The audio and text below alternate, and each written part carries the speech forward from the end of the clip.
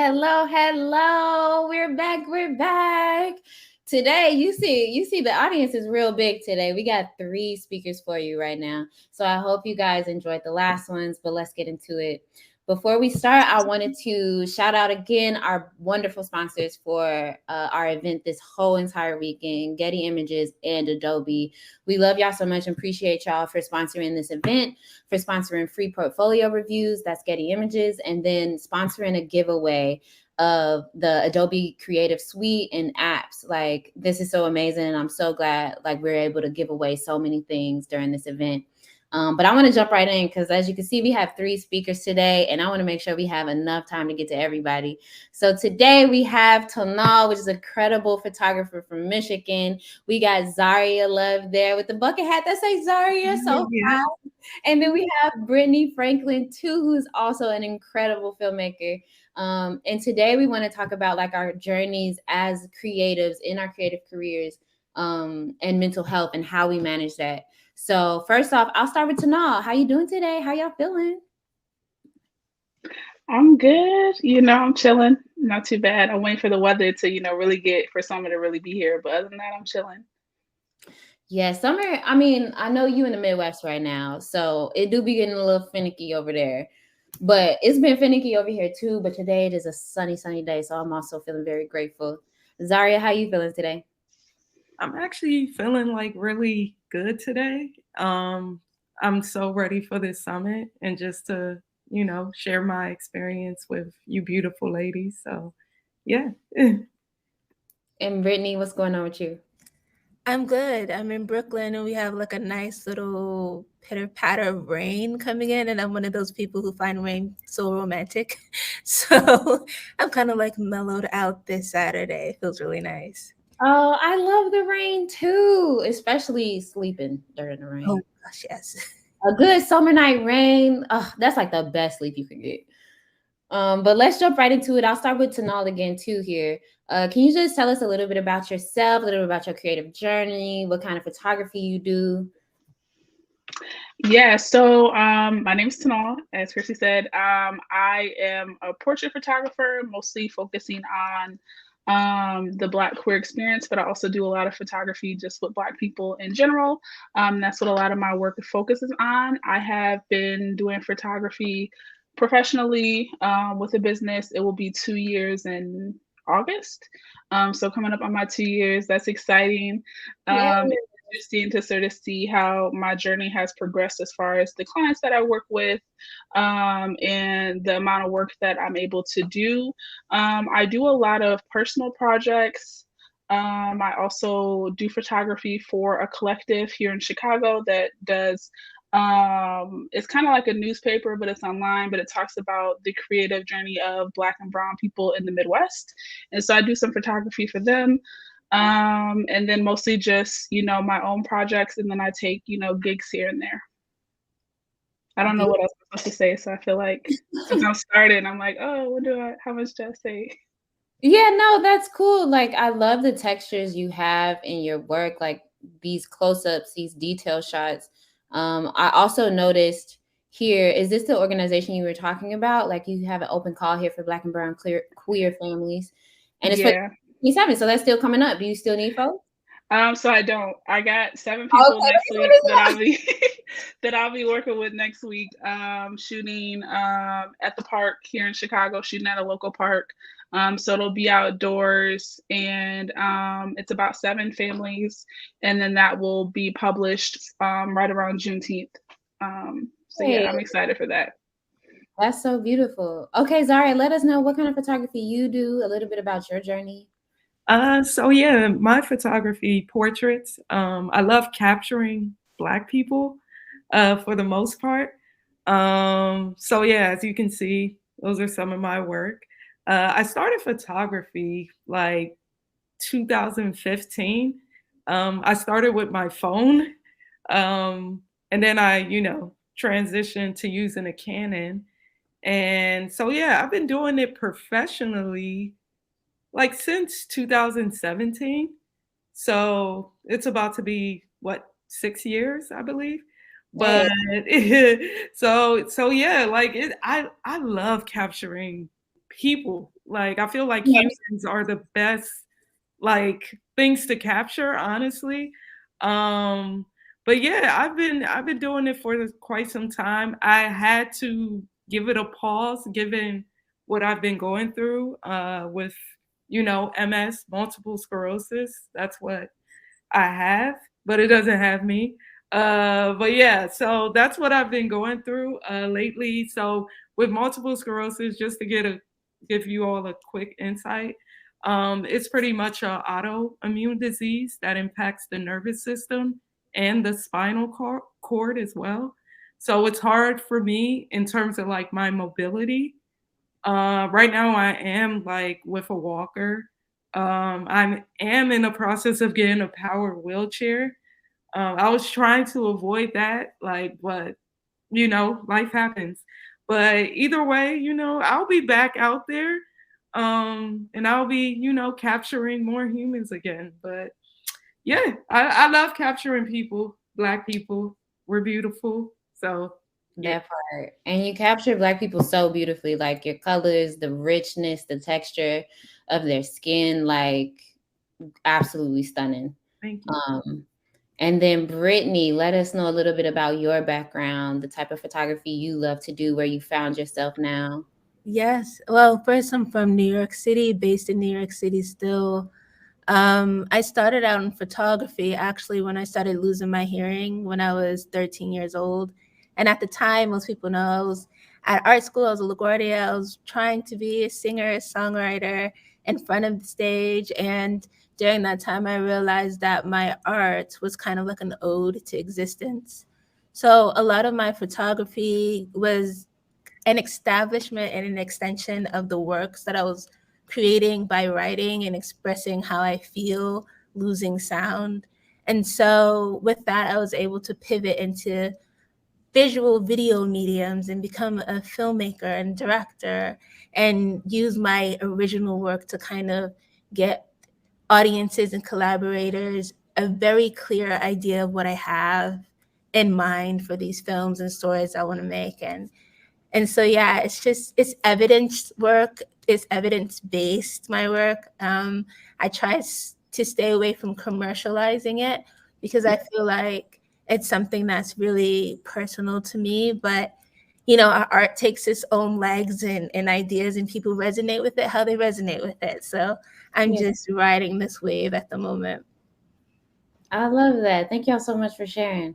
So to jump right in, like I mentioned earlier, we're talking about mental health. We're talking about being a creative with disabilities.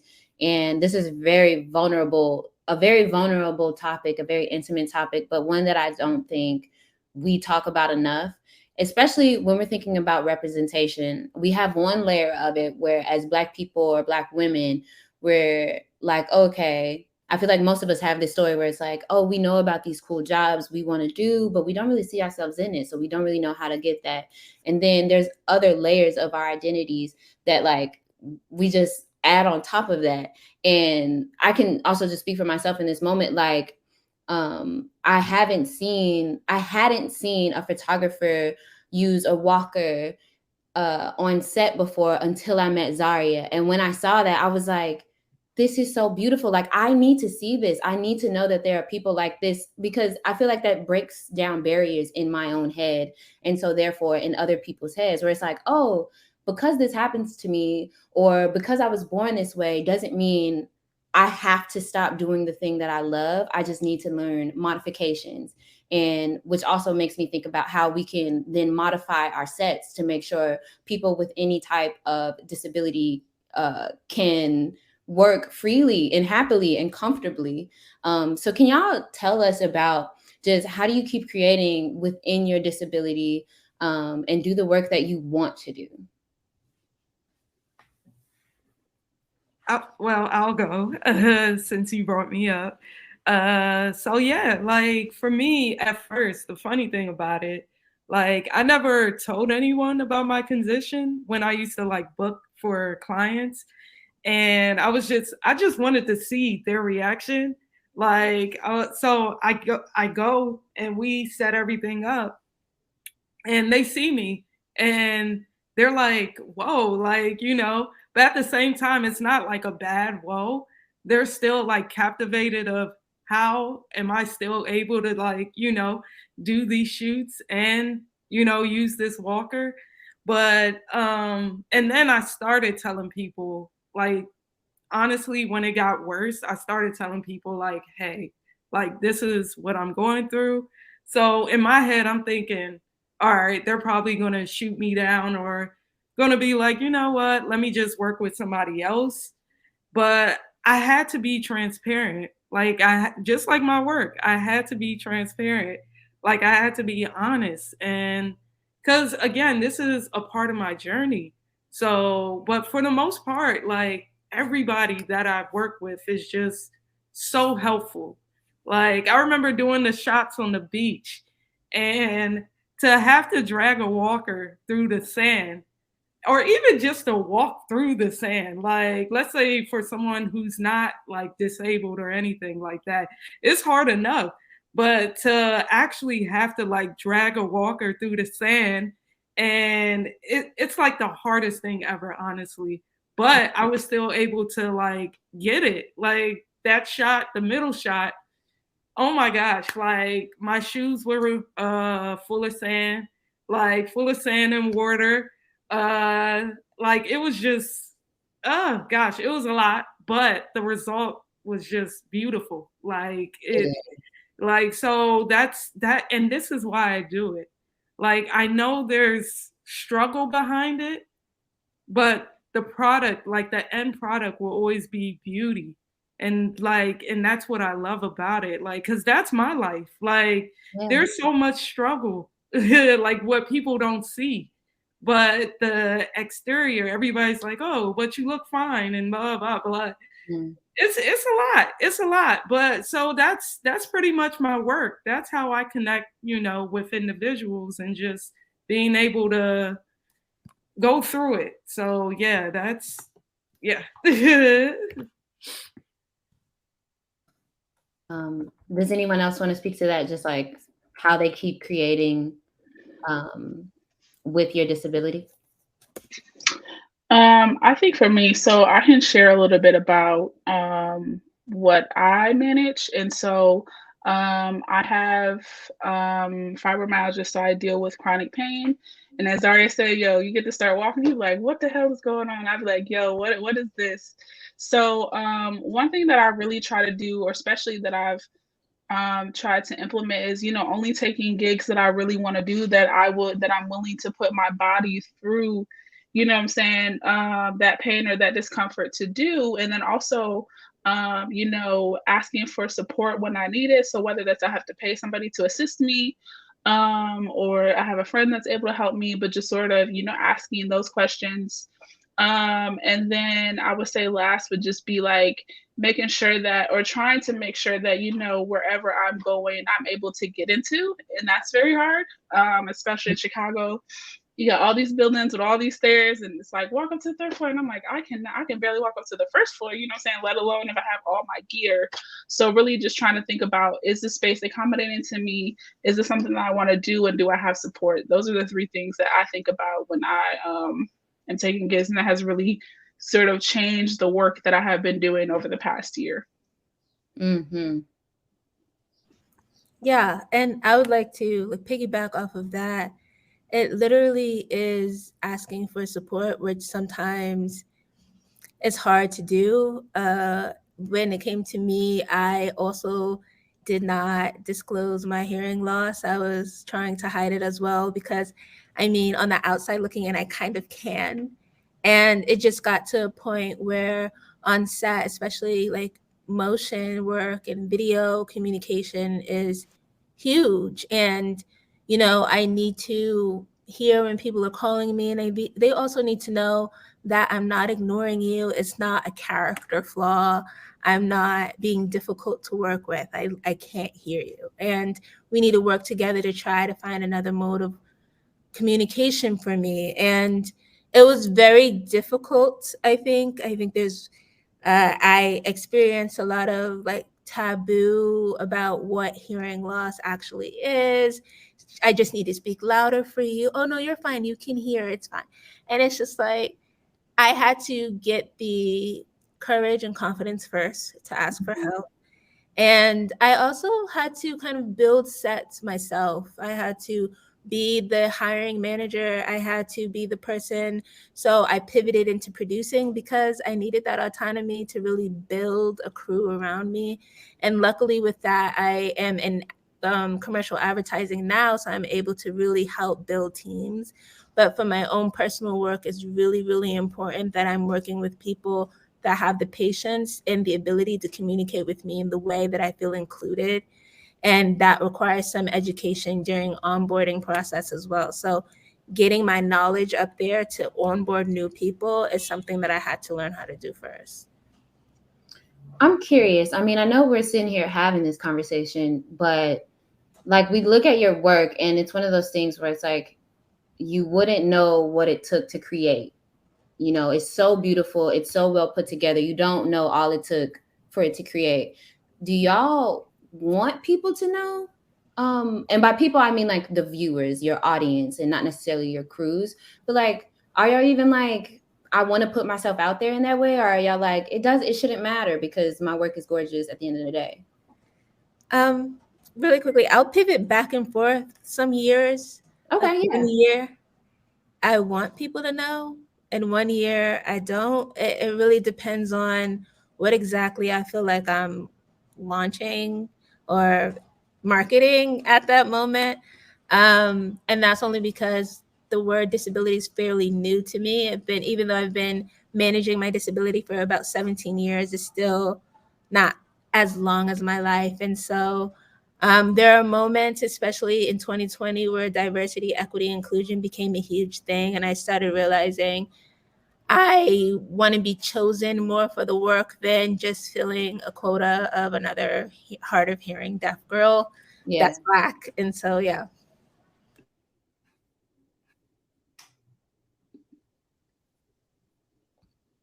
Either y'all want to jump in about that? Yes. So yeah, just to piggyback off that, I also felt the same way with my disability. Like I didn't want people to just look at me like, I don't know, like, oh, you're able to still do this, and you have multiple sclerosis. Like, okay, I'm like, I really just want to be known for my work, like, and not really what I have. Because my multiple sclerosis, well, not but the multiple sclerosis is not my identity.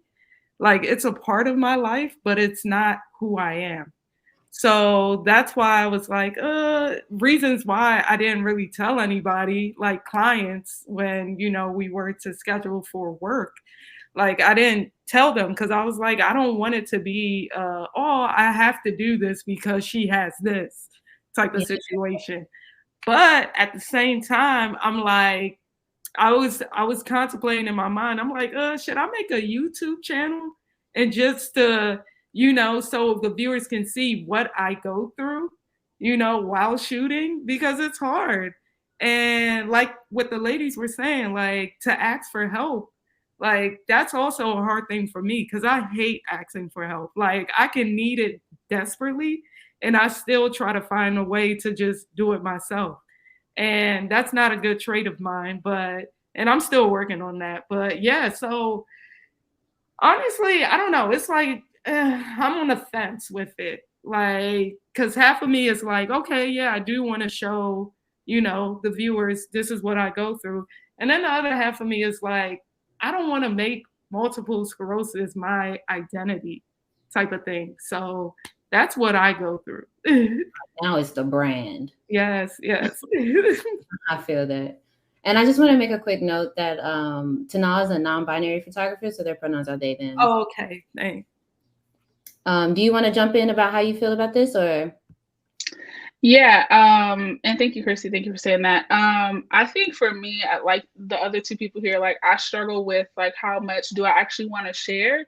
So before I had sort of any physical limitations around, my movement, I did have to manage, severe anxiety and severe depression, and that really impacted my work and sort of going from there to now also, you know, having limited mobility, it's very hard to figure out, you know, when do I want to share and how do I want to share it. I do find myself tending to share more when I know that the other person who wants me to photograph them also has a disability. So that's a point where we can have the conversation. I also make it a point to sort of ask that question in like my questionnaire before I photograph or do a session with somebody, is ask them their not their disability, because you don't need to know somebody's disability to support them, but ask them, you know, what do they need support with, and then I give examples of like what support could be. And I would say I have gotten a little bit more vocal with sharing that I have a disability. Sometimes I feel like people don't really believe me, or they don't really understand like what I'm saying, and that's a struggle because I'm okay.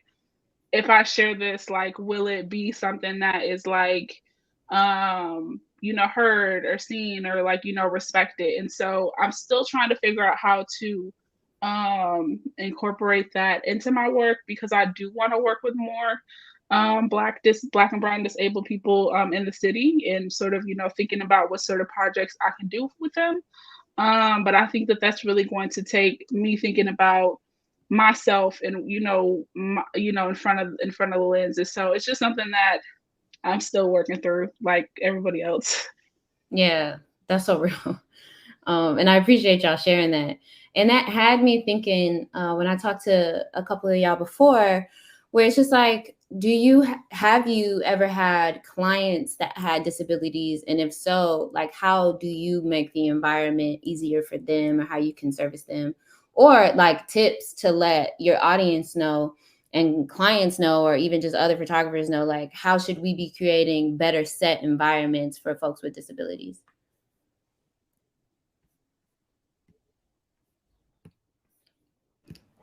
I guess I can answer. Um, to my knowledge, I'm not aware of any of my clients specifically that have had disabilities. I do serve a community for people with disabilities in film, TV, and advertising. And for the past 3 years, one thing that I've learned is to ask them what they need and to never assume. Assumption is the worst thing with anyone who is managing a mental health crisis or even managing a disability throughout their lives. So I think to get from the source what exactly is their pain points and how they can best show up to the work that they need to do. Sometimes they might not always know, and that's okay. But in this creative industry, it's really fun because we can learn along the way and create a system that can be copied and adopted to create a new pipeline for the people who haven't been seen like that before. So it really is integrating the community, bringing them in, bringing your talent in, and sitting them down and say, hey, I'll work through this with you and figure out what does success look like for you. That's beautiful. And just to make sure, this is the collective you were talking about, right? Minorities in Film. Minorities in Film. Yes, that's correct. Thank you. Yeah. So make sure y'all follow them, because this page looks so beautiful. Did anybody else want to speak to that? Just about like how even people can show up for you, and how we are all building like more welcoming and comfortable sets for folks? Yeah, generally what I have tried to do is to make sure that if I am going to be working with the client, that I'm picking a studio location that has an elevator, regardless of if they disclose any sort of mobility issues. And that's very hard in Chicago, finding a space. I would say the second thing is like, don't be afraid to ask the question, you know, when you're doing your, so usually what happens with clients is that they can reach out and then set up like a one-on-one call with me. If I'm doing a call for like models, in my questionnaire, I'll ask like, you know, do you need any support? And then, like I said before, like I'll list out what those support examples look like. So whether that's, do you need cushions for sitting on the ground? Do you need, you know, if we're at a park, are you limited by how far you can walk before we have to take a break? You know, just trying to think about different things, different examples. And then another thing that recently that I have been doing is offering more flexibility to clients with disabilities. As someone who has chronic pain, every day is different. And so sometimes I've had a client reach out to me like, 4 or 5 days and say, this week is just really not good. Can we push, our session? And so prior to this person, I was like, I think I would only reschedule like once or twice, and we rescheduled like 3 or 4 times. And so just sort of thinking about, how much more flexibility do we want and can we give to people who have disabilities, just because, every day is different. And I would say, yeah, I'm gonna stop there. Those are the things. I never actually really thought about it in a way of my clients. I always looked at it from my perspective because I'm the one that's, going through it. But I never really thought about it until this conversation. But now moving forward, I would definitely be mindful, especially studios with elevators. Like that's really important. Because a lot of times, like clients are like, "Yeah, meet me here, meet me there," and then I get there, I'm like, "All right, how do I really get there?" Right. Because it's a struggle. Like it's so difficult. But now, like moving forward, I will definitely keep that in mind. Like not only for myself, but for the people that I'm working with. Yeah, I try to think about it. Sorry, Chrissy. I try to think about it like, this also helps me and it helps them. So like, how can I, cover my bases, but also think about, what other people might need. Yeah, definitely. So I think that's something any photographer can take for sure. Just like, what can we think ahead to provide naturally, and then going to the source and being like, what do you need? Because I got my checklist. What can I add to it? I love that. So this is like, I feel like this is so much good information already. But this is about like how y'all are taking care of others. I would love to know how y'all have learned in your own personal processes and journeys with mental health or disabilities to take care of yourselves. Like, are y'all scheduling in self-care? Are you like how you said to now, like, are you like, you know what, can't make it today? Like, what does that look like for y'all?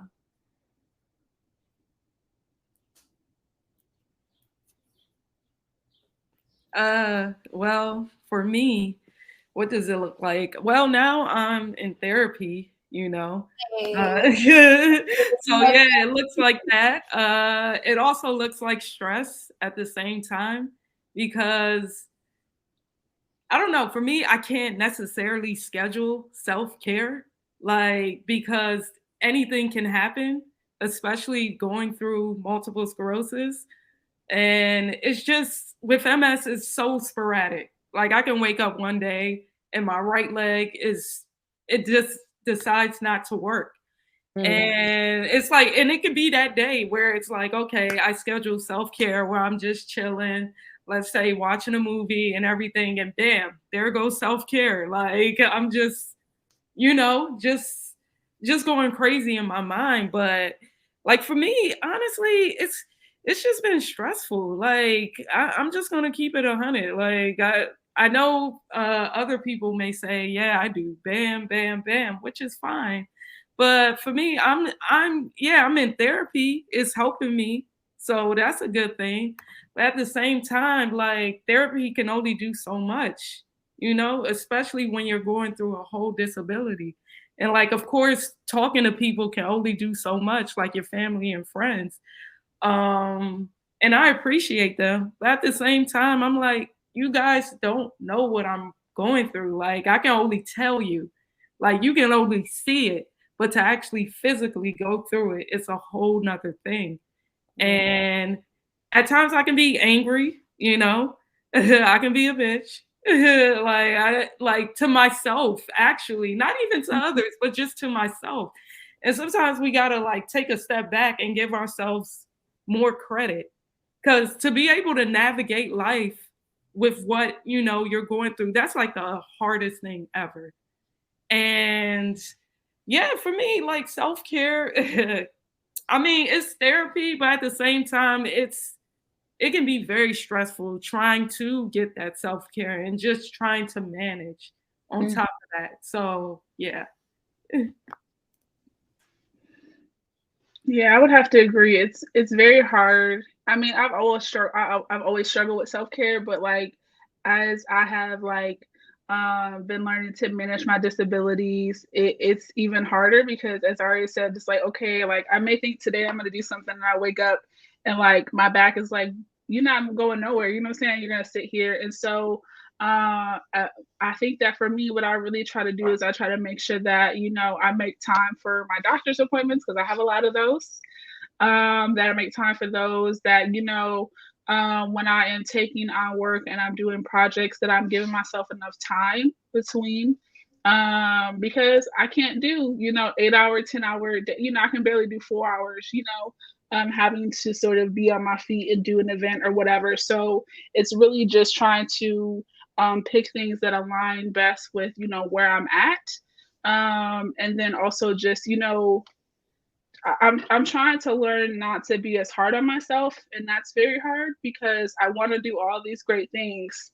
And then I'm like, oh, okay, that looks cool that, you know, this person did this shoot over there. And then I'm like, okay, well, now I have to think about, is it accessible for me, you know? And so trying to, you know, balance those things with just being like, okay, you know, the work that I'm doing and just me, myself, you know, I am enough, you know, where I'm at right now. And that's very hard. And so, um, yeah, I'm still trying to figure out how to do more self-care that doesn't just involve sleeping. And sleeping is good, but too much sleep also cannot be good. So just trying to balance that. Yeah, like if y'all were here for the conversation earlier with Naoya, she said she's of the nap ministry. I too am trying to be of the nap ministry. Brittany, you want to add? Yeah, I mean, surprise, surprise. I agree with Tanal and Zaria. It, you know, I'm in therapy. I had therapy. Me and my therapist took a break because she's having a baby. Good for her. And I love her, though. She's great. Uh, I realized over the past year that hearing loss also by design causes isolation, which then could cause anxiety and depression. And you see that, you know, a lot of times in elderly people, which is the average age of hearing loss, but around the social age that I had. And it opened my eyes to a lot of things because the benchmarks of success or, you know, pacing, like how fast I should move on things or how hard I should hit notes or execute on things, they were based on like this ableist ideology. And so going to experiencing disability, I was like, my standards no longer even fit me. And that was it took a couple of years for me to realize that I am the one that's stressing. Well, I don't want to say that, but like the way at which I'm working and the expectations I had for myself no longer apply or serve me now. And I have to set a new pace of living, which is extremely difficult because it affects my work and my socialization skills and everything. And now it's like, what does balance look and feel like to me? And I'm slowly redefining that. And I know that with hearing loss or any other type of disability, any other type of mental illness, you would have to deal with that or manage it for the rest of your life. So it's not looking at this one tried and true thing that's going to fix it all. It's about what balance feels like to you and knowing when you're actually a part of that balance. And America in this industry has a very set idea of how fast you should move, how many hours a day you should work, how many days a week you should work, how many things you should turn out, how fast you should talk, how long it takes before you should respond to a question that's asked without being seeming as like you don't understand. Like there's those little nuances. So man, I have to deal with people, so I have to figure it out day by day how to take care of myself in the meantime. So it's literally hour by hour, just checking in. How are you feeling today, Brittany? Like, I'm feeling okay. Okay, I can keep going. Or I'm tired, so maybe I just need to take a break. Like literally hour by hour. That's so real. And like to that point that you mentioned just a little bit earlier, like, I feel like so much of our social life right now is really like bars and drinking, and people meeting up in that way, and like that's fine or whatever. But how do you build community and make new friends in this new way that you're like learning yourself now? Yeah, I mean, I also feel like that's for everyone on this panel too. For me, Yeah. it is being the person my friends know I'm the planner. They say she just has a producer mind. I was just about to say the producer, the producer friend. I mean, if I'm looking out for what's the best experience for you, you guys can look out for what the best experience for me is too. So please give me a week in advance. Share the location with me. Let me see if it's going to be quiet. Like where, like with the anxiety too, where can I sit so I'm closer to the bathroom or an open space, or I can just take a breather. Where's the location? How is it going to be packed with a lot of noise on the train? Can I give myself 2 hours? Should I take a lift? Like these are all the things that I have to think about. So when I'm socializing now, I decide if I'm close with people, I'm going to tell you, and I'm going to tell you what I need. And it takes them a little bit because not everybody's like, I don't know what we're doing next week, Brittany. Just like be available. Yeah. And some are like, are you available now? And I'm like, no, I'm not. But yeah, I feel like those who mind don't matter and those who matter don't mind, as my dad would say. That part. Yeah, please jump in to Nas, Zaria. No, I feel that. I think for me, and I am used to conflict resolution just because I used to be an advisor working with students and getting them to, complete like their bachelor's degree. And so I'm used to dealing with things not actually working for students. And so I am okay with voicing, issues and concerns. So I try to be very vocal and say, hey, this is what I need. Or even like if I feel like somebody is requesting so much from me, but they're not taking into consideration my disability, I will say that. And it's not always the best conversation, but as Brittany said, those who matter don't mind, and those who mind don't matter. And so it has brought me closer to the friends that I'm with. And then also like trying to myself propose ideas of avenues that I know that, is not going to be any issue with parking. There's not going to be any issue with getting in the building. Sort of saying, oh, hey, we should check this out. But yeah, if people can give me like, a couple of days at least in advance. So as Brittany said, I can map out how I'm going to get there. The issue that I have been running into recently is that I get there sooner than other friends. And that's a struggle because I'm like there for like an hour and a half, and I'm like, well, damn, now I want to leave, so it's sort of trying to figure out, what is that, because I'm used to always being late, like, what I'm saying? But with like my mobility issues, I try to make sure that I'm there early so that way I can find parking and I can find a seat. But that then also can leave me very isolated. And so I haven't quite figured that out, but hopefully by the end of the summer, I have a better grasp, because I cannot be at these events for 2 hours before my friends get there, because now I want to go home, so. Right. And yeah, I agree with what's been said. Like with me and my whole mobility issue, like I have to like get ready like 3 hours in advance just to be at a place that I'll be early. I'll be like the first one that's there. And at times I'm like, for real, guys, like really, you gonna do me like that? But yeah, and then of course, give me a week in advance. Give me shit, even 2 weeks. I'll be fine with that. Like, because I have to get mentally prepared too. Like, it's not only the physical, it's also the mental. Like, okay, because it can be a week where it's just going bad for me. Like, I'm probably getting flare-ups, I'm probably getting spasms and everything. So I have to be mentally prepared. So yeah, it's just the struggles of that. And of course with my social life, since everybody want to be outside. And I'm the type of person that's inside like all the time, just given, what I'm going through. Like I would love to be outside, but I can't really be outside. So there's like a lot of support groups, like with, those who are struggling through disabilities. And I feel like that's also, a good thing to do and to, connect with others virtually.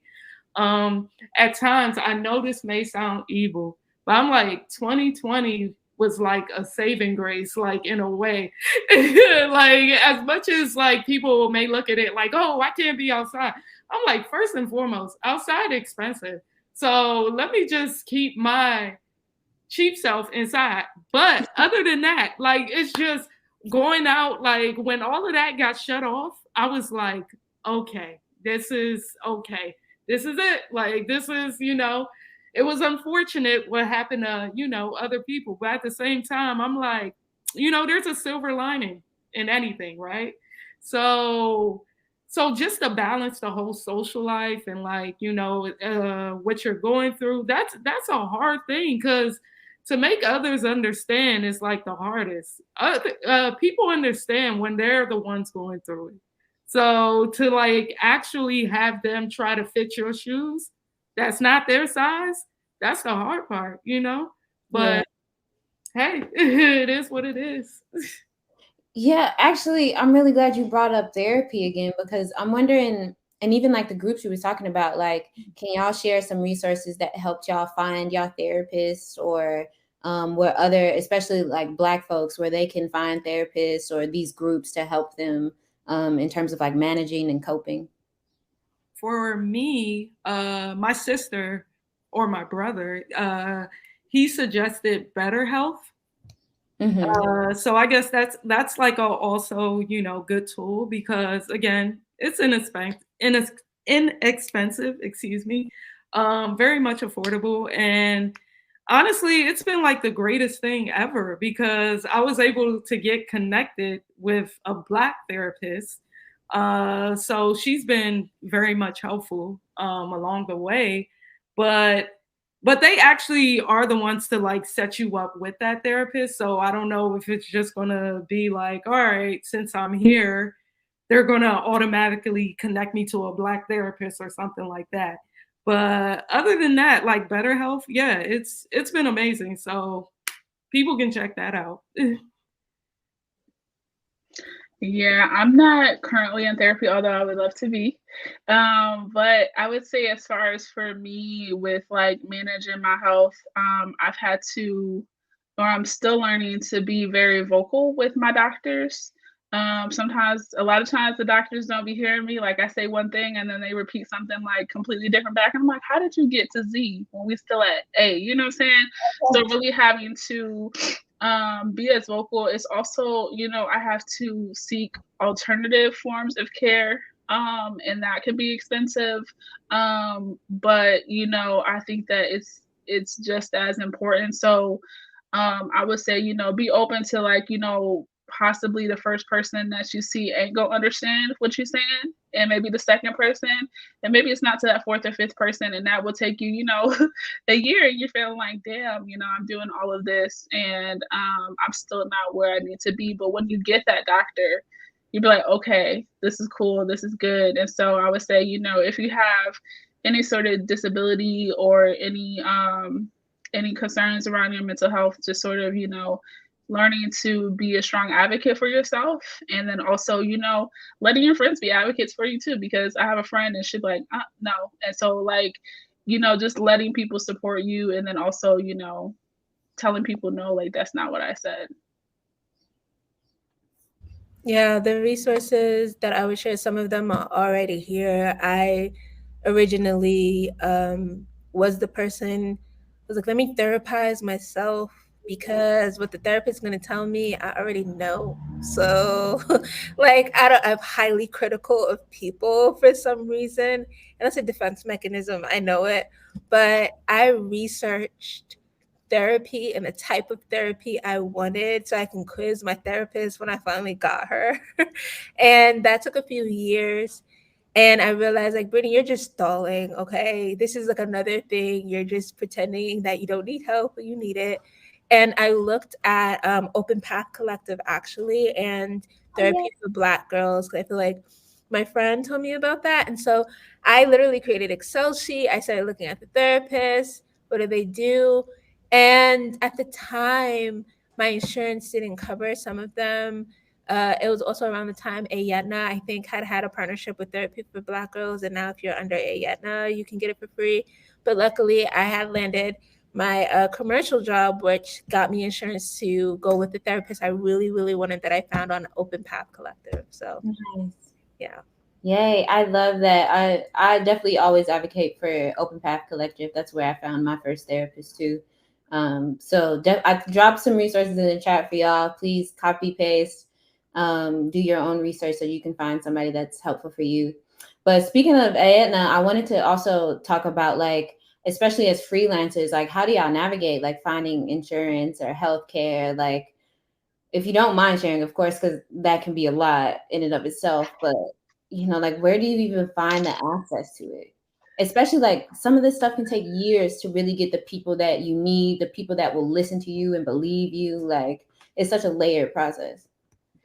Yeah, I was actually thinking about this when we were just talking about insurance, and I have a 9 to 5, and so I have to keep a full-time job, and that also limits, the projects that I want to do or the clients that I can work with. But like, I need insurance, and so I would say that's how I've been able to manage just my creative work, is having a 9 to 5, and like, I wish I didn't. I wish I could just, quit my job and focus on my work. But then if I focus on my work, then I'm not able to focus on myself. And so it feels like this double-edged sword a lot of times, because I'm just like, okay, like, I don't want to work. I just want to be able to, go into this full time.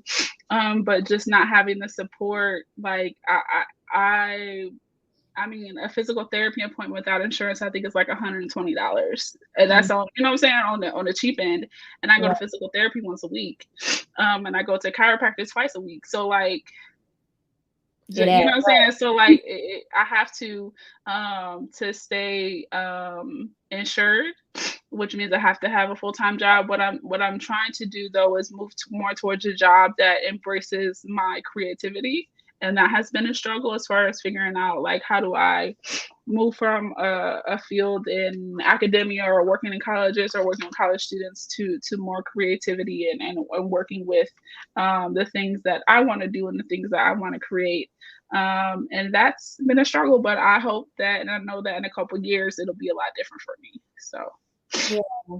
And just really quick, I wanted to jump in because you saying how like you needed different modalities reminded me that Open Path Collective actually has things like regular psychotherapy, but also art therapy. You can get a regular like masseuse, and all of these are at sliding scale rates, which is usually much cheaper, at least like half the cost of a normal therapy session or a normal chiropractor session. There's also like Reikis and stuff like that on there. So you can really find a lot of great stuff on there. So I really hope y'all use that as a resource. Sorry to jump in. I feel like you were about to talk, Brittany. Yeah, I was going to say a lot of times in the cities, they do have some opportunities for freelancers or independent creators. In New York City specifically, with my history and advocacy, I had to get really close in understanding the infrastructure and the localities in place and what organizations work. Because I know America's, for a lot of people who are probably watching and are not from America, our healthcare system really sucks. And it's very privatized and it's open marketplaces now. So we have New York City, a freelancers hub called NYC Freelancers Hub, and they have opportunities for you to find a counselor that can help you apply on the open marketplace for insurance. There are also other organizations here that offer sliding scale opportunities for people of color or people in the arts specifically, so that, because we know it's a very high demand job. So I would say if you don't know where to start and you're trying to hit a certain benchmark and you're not getting anywhere, try with your local officials, your city council's office, or your council member's office, and they'll be able to tell you what networks that are currently providing free care for you if you can't find it and don't have insurance to cover it. Beautiful. Thank you so much for the resources, y'all. And with all this insurance and doctor talk, like, it can get so heavy. Because, like you said, our healthcare system really sucks here, and trying to find somebody that works for you can be so tough. So I want to know what's putting a smile on y'all faces today. What are you happy about? What are you proud of? Like, what's bringing you joy? Maybe I can jump in because it's so random and I love it because it has nothing to do with my career, my disability, or anything. I Yes. found out that the Beanie Babies that I used to collect, some of them are worth like a lot of money after years of people saying that they won't be worth shit. And now I'm laughing like, okay, so who has the Princess Diana Beanie Baby? Okay, because that thing is going for $100,000. And I'm What? boxes and my old pictures. And my mom was calling me, don't you have Princess Diana Beanie Baby? You have the trading card right here. And it's signed to your signature in 1998. And I'm like, I love the fact that I have Beanie Babies. And I had that little silly hobby before everything became about work and money and other stuff. Yeah. Before my disability came into my life, the Beanie Babies was a thing that was like a part of my childhood. So I was looking at that this weekend. I was like, okay, I want to find my Beanie Babies. Yes, I love that. For me, it's the NBA. I'm like a huge like basketball. Yeah. So I've just been watching the playoffs. And I can't wait for the Lakers to lose. So I'm rooting for them to lose. I'm sorry. Sorry. But nah, it's the NBA for me. That's putting a smile on my face. That's real. I don't usually go against LeBron, but look, the team said, "Oh no, we got to kick off the panel." Yeah. Sorry, I know I'm in LA. I don't usually go against LeBron, but I don't see it. I don't see it for him. Thank you.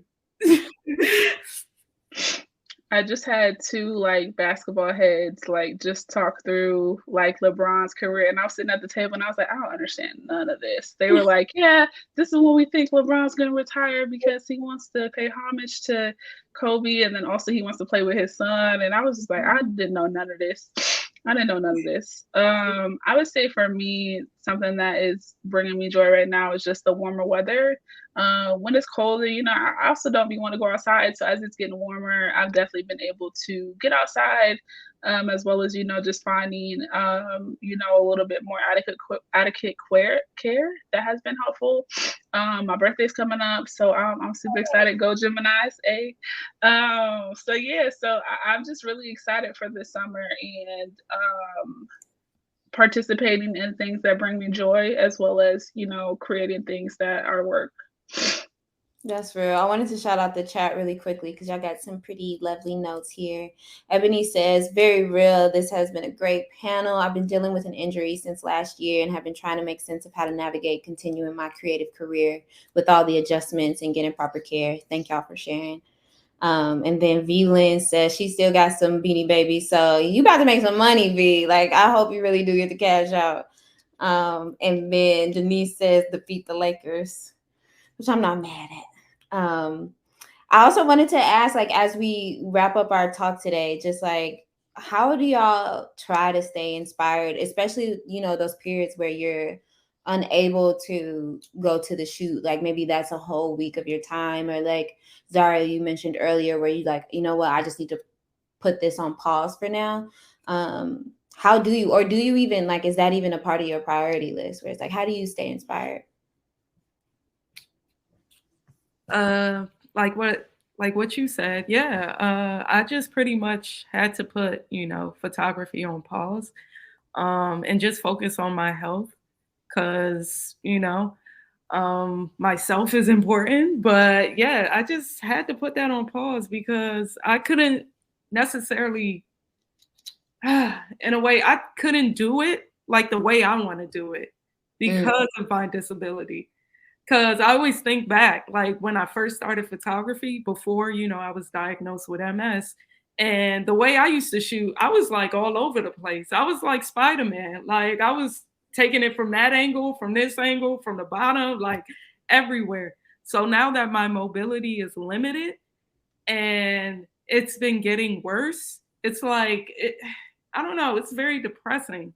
Like, so I try to just not think about it too much, but it's hard to not think about something that you love. it's always like ingrained in your mind and in your heart and in your soul. I know that may sound corny, but that's what it is.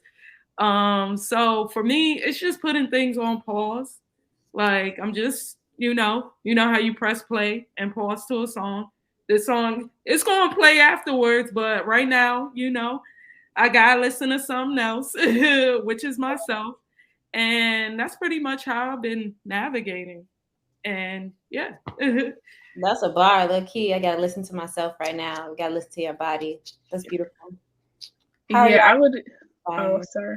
No, I'm sorry. Oh, I would say that I agree. Like prior to like having chronic pain or being diagnosed with chronic pain, the fibromyalgia, as I already said, I used to be everywhere. I'm like, okay, let me get down on the ground, like, and I can't do that now, and it's a struggle because I feel like sometimes am I not a good photographer because I can't, saying like get down on the ground and like take the photo, or like even if I do get to the ground, like, and I have to get up, like, and they see me struggling, saying, like, what is gonna go through their mind as far as me doing that. But one thing that I have been trying to do recently is just go to other creative things happening in the city. I don't need to create everything, and I don't need to always be creating, and trying to give myself that break and just see what other people are doing, because Chicago is a big artist hub, and so there's always openings, there's always galleries, there's always people doing stuff all over the city.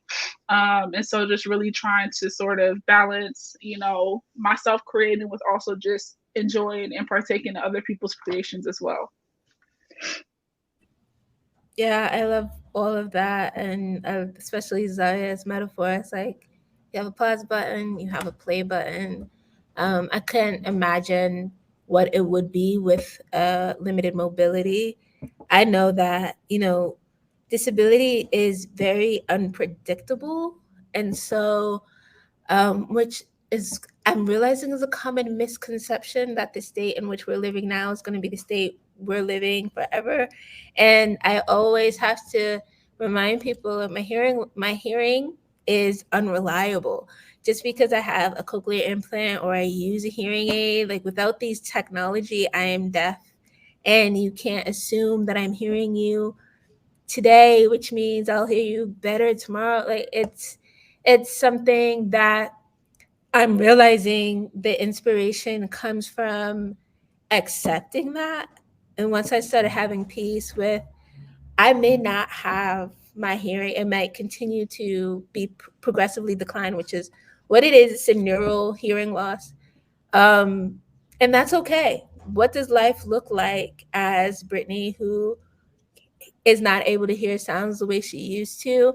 And I used to be really sad about that, and that's what kind of killed my inspirations. Like, dang, I can't hear films, I can't hear music, I can't. Right. And I would be like, oh, why am I doing this career? I'm setting myself up for like sadness. And I was like, no, that's actually really beautiful when you think about it. Like, I don't know if it was my parents who said this, but they said you appreciate the art way more than someone else who may take advantage of their hearings, because you know that you may not always have the opportunity to hear music and film the way you do now. So that's what keeps me going, knowing that I can hear it today, and that's nice. Yeah, that is so beautiful. I actually want to touch on something that you just said, where it's like, of course, disability comes in a variety of ways, and some are seen and some are unseen, and that's represented even on this panel. Do y'all have advice for like people who might not have a support system or might be in that part of their journey, like y'all mentioned earlier, where it's like, I haven't accepted it yet, but I know I need help? Like, how do we navigate outside of that space?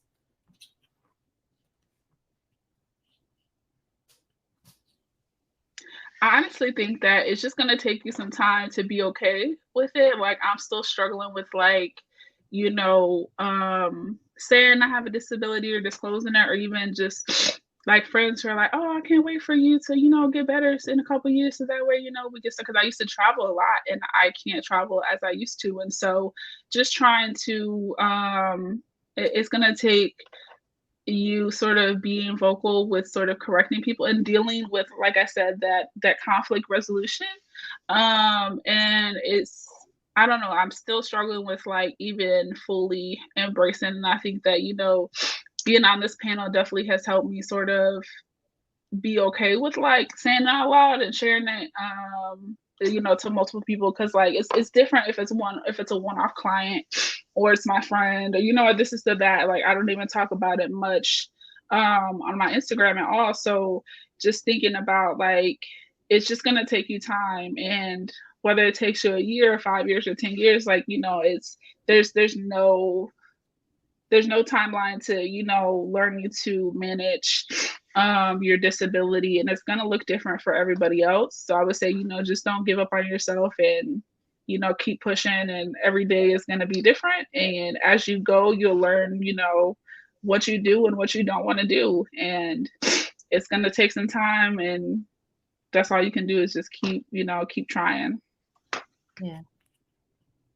Yeah, I absolutely agree. Like, that's literally my answer as well. Like, it's going to take some time. Like, I need an answer to that. Like, because I'm still trying to figure it all out. Like, it's hard to accept it. Like, I remember like the first time that I fully accepted it was when pretty much my mobility just went to shit. Like let's just be real for a moment. Like it went to shit. That's when I like fully accepted it. Like, all right. And then on top of that, like you have people saying, all right, you'll get better.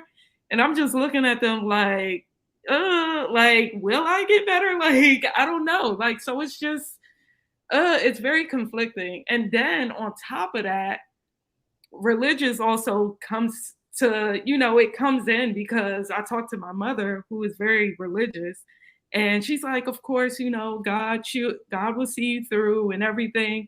And it's very inspiring, but at the same time, I'm like, I'm still the one that's suffering, Like at times I'm like, damn, am I Job? Like if anybody's that's familiar with the book of Job and like how he struggled and everything, I'm like, damn, is that what, God has given me? But at the same time, I'm like, how do I make things better in my life? How do I keep a positive mind? But again, like it's going to take some time. Like you may not even come to that answer, like, but what I have to say to that is just do things that make you happy at the end of the day. Like do things that make you happy. Don't try to do things to make others happy. Like that's like the best thing that I can say. Because a lot of times it's like, all right, I'm stressing myself out for this individual, where it's like, hold on, wait, like you gotta, draw it back and look at yourself and be like, damn, I need to make life better for me. So that's what I'll say to that. There we go. We putting ourselves first, period. Yeah. I wanted to shout out Phyllis K in the chat who said, have y'all considered float therapy for pain relief? Because it actually came up.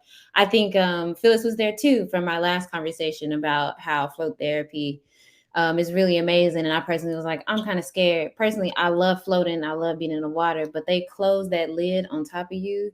And I think I just maybe watched too much Final Destination in my life or something, because I'm like, I don't trust it. I'm scared. Y'all gonna lock me in here. But I appreciate Phyllis saying that just as like, oh, maybe this is another option for pain relief when we're thinking about like our self-care days, when we're like, what can I do to relieve myself in this way? And then they also said, thank you all for sharing your stories and being vulnerable with us. And then when Some, I hope I'm pronouncing that right, said, powerful insight in this panel. Thank you so much.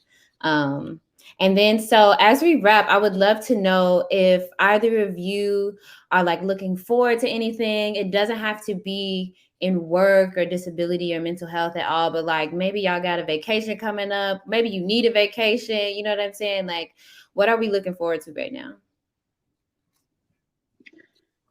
I have not a lot, but I have a few people graduating this summer. So my goddaughter is graduating from middle school, so I get to see them in about like next week, the 31st. She graduates, she walks.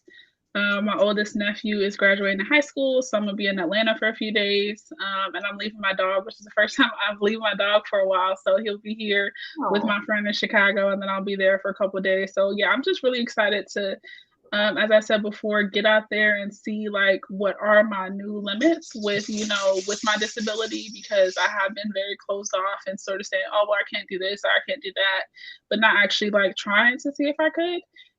So I'm really, hopefully I don't push myself too hard this summer, but I'm excited. And Pride is coming up, so I'm excited for that. So yeah. And for me, I need a vacation for like a year. If that's possible. Like I just want to step away from work. But I'm looking forward to, okay, so what is it? Last month, I got the tickets for Beyonce. So I'm looking forward to that in August. Yeah, I got it, like got a good price too. Like, Yes. Shout out B. Like she know me. But yeah, like but yeah, I'm looking forward to that. So yeah, that'll be like around my birthday. I'm still trying to figure out like if I were to go on vacation, where would I go? So yeah, but other than that, yeah, I'm looking forward to that concert because I'm ready to go to a concert. It's been a minute. Congrats on going to see.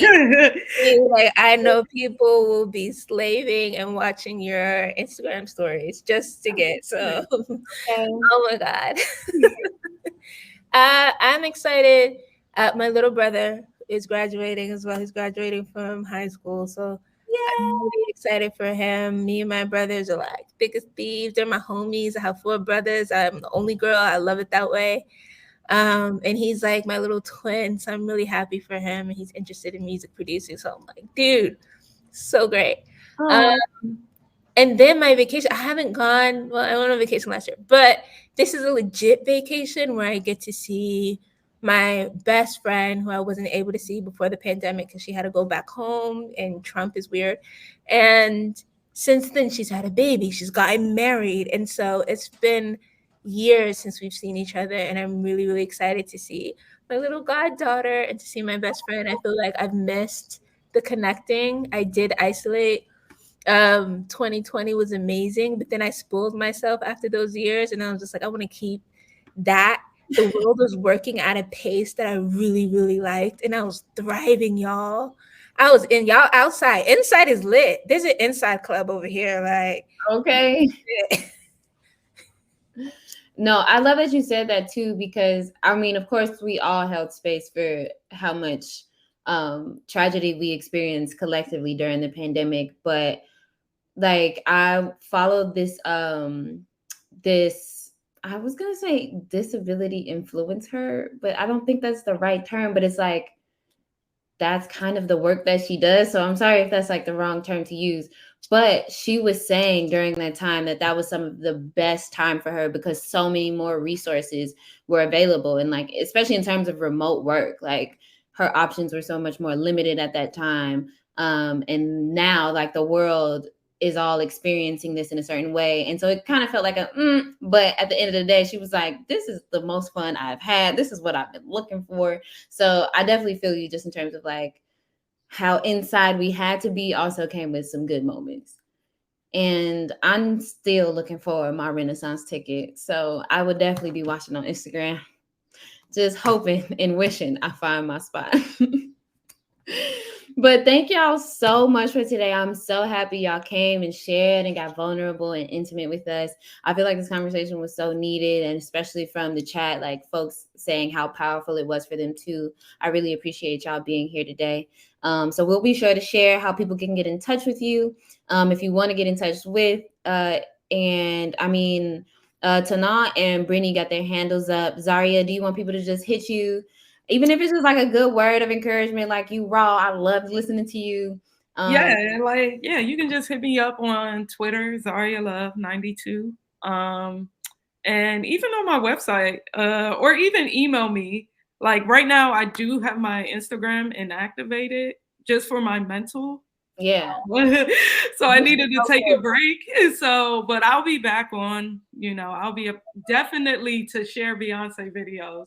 So, but other than that, yeah, you could just hit me up on, Twitter for the most part. Yeah. Beautiful. Well, I want to shout out our sponsors one more time, y'all, as we wrap up this conversation. Thank you so much to Getty Images. Like I said, they have been providing free portfolio reviews for us in the BWP Collective. So far, they've done 50, and people have gotten real jobs from these reviews, which is like the value of them. They get in front of these editors, get their work seen, get feedback, criticism. If you were in our conversation earlier, they let us know how to change around our portfolio to show which parts of our work are the best. So they're so invaluable, and we really appreciate them for sponsoring today's event. And then we also want to give so much love to Adobe, who not only is sponsoring this event, but is also sponsoring our giveaway, where we're giving away 1 year of the Adobe Creative Cloud. That's all the apps, a complimentary subscription for this giveaway for the whole summit. And we're going to be back here tomorrow. Like, come on. So that includes 20 plus Creative Cloud apps, like Photoshop, Illustrator, InDesign, Premiere Pro. Like, there's so much. It's a $636 value, y'all, and you'll get it completely for free. And we're also giving away a year of free Adobe Photographer plan, which includes Lightroom and Photoshop, which we all need. Hello, as photographers. So we really appreciate Adobe for both of these things. Make sure y'all use the hashtag to share our experience, take screenshots, videos, pictures of these conversations we're having. Thank you so much to Nal, Zaria, and Brittany for sharing your time and space with us right here. And we'll see you at the next conversation. I will be right back. Bye, y'all.